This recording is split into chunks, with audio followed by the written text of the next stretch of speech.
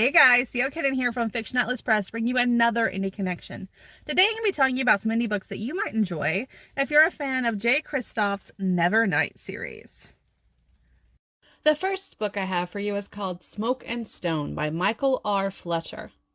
After a cataclysmic war of the gods, the last of humanity huddles in Bastion, a colossal ringed city. Beyond the outermost walls lies endless desert, haunted by the souls of all the world's dead. Trapped in a rigid caste system, Noru, a young street sorcerer, lives in the outer ring. She dreams of escape and freedom.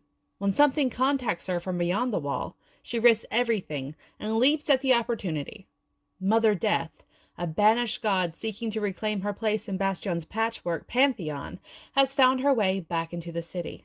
Akachi, born to the wealth and splendor of Bastion's inner rings, is a priest of Cloud Serpent, lord of the hunt. A temple-trained sorcerer, he is tasked with bringing peace to the troublesome outer ring. Drawn into a dark and violent world of assassins, gangs, and street sorcerers, he battles the spreading influence of Mother Death in a desperate attempt to save Bastion. The gods are once again at war. The second book I have for you is called Soul of the Crow by Jessica Willis.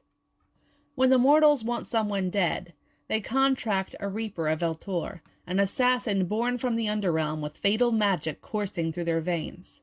Sinista is one of them. For 3 years she served the Underrealm and slain her targets with the aid of her crow familiar. She only needs one more kill to ascend as a Shade, a coveted status of power. So when the king of Oakfall requests a Reaper to execute his daughter for an unforgivable crime, Sinista is first to volunteer for the job. It should be easy.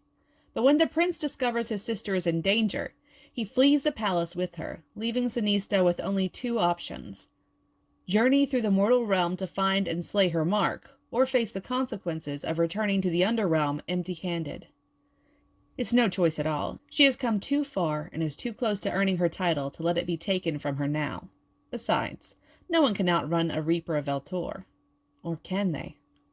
The third book I have for you is called Along the Razor's Edge by Rob J. Hayes. An empire in flames, a prisoner of war, an unbreakable will to escape.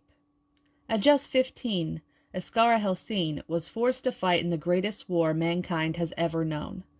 She lost. There's only one place her enemies would send a sorcerer as wild and dangerous as her: the pit. A prison sunk so deep into the earth the sun is a distant memory. Betrayed by her best friend, Eska finds herself stripped of her magic, surrounded by thieves and murderers, and there are far worse things that call the deep darkness their home. In order to survive, she will need to make new allies, play the inmates against each other, and survive the darkness long enough to find a way out. Her enemies will soon learn Eskra is not so easily broken. And the last book I have for you is called Of Shadow and Sea by Wight. The Consultants Guild has served the Aurelian Empire for over 1,000 years, working in the darkness to hunt dissension and eliminate traitors.